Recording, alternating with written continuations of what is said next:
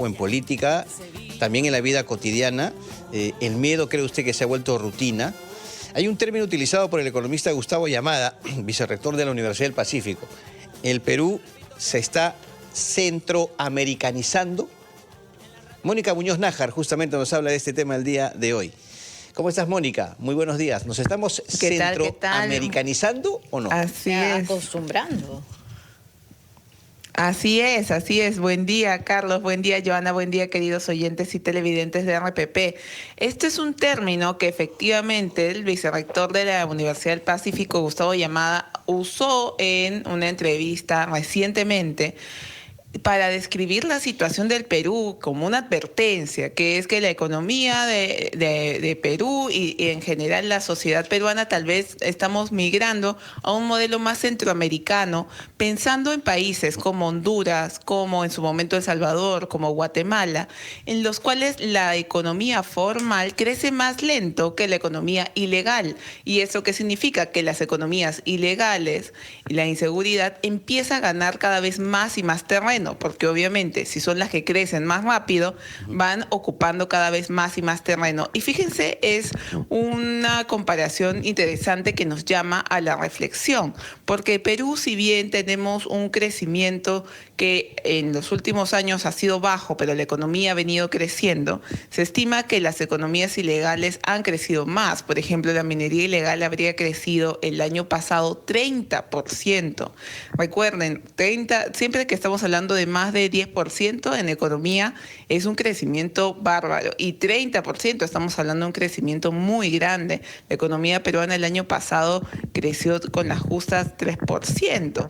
Entonces, fíjense cómo la diferencia entre las velocidades de crecimiento. Igual se estima que entre el 2019 y 2024 ha crecido también muchísimo las áreas plantadas de hoja de coca.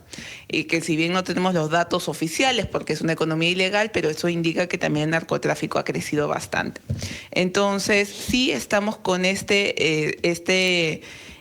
realidad de que las economías ilegales vienen creciendo y además, también tenemos la mayor sensación de inseguridad, pero también muchas más denuncias por extorsión, mayor crecimiento en el tema del sicariato y asesinatos. Entonces sí hay algunos indicios. Entonces sí creo que es importante aquí un par de puntos. El primero es que sí tenemos un problema grave de empleo juvenil. Los jóvenes en este momento están teniendo muchos problemas para conseguir trabajo. Es el único grupo etario que todavía no recupera los niveles de empleo de antes de la pandemia. Los jóvenes de 18 a 24 años. Así que ahí tenemos que intervenir más, hay que ver cómo se promueve más el empleo juvenil, porque justamente lo que se está encontrando en algunas zonas son algunos indicios de que cuando no hay empleo, no hay posibilidades de chamba en sectores legales, entonces probablemente se mire a los sectores ilegales. Y el segundo es el combate a la pobreza, y esto implica no solamente combate a la pobreza en ciudades, sino también en regiones. Aquí, muy importante, señores, cuando se empieza a perder control territorial de barrios o de distritos enteros, ahí es que el Estado pierde realmente la batalla, y sí tenemos un riesgo real de convertirnos en este tipo de economías, donde las economías ilegales son una mejor alternativa de trabajo y de desarrollo que la economía legal, y no podemos permitir que eso se dé.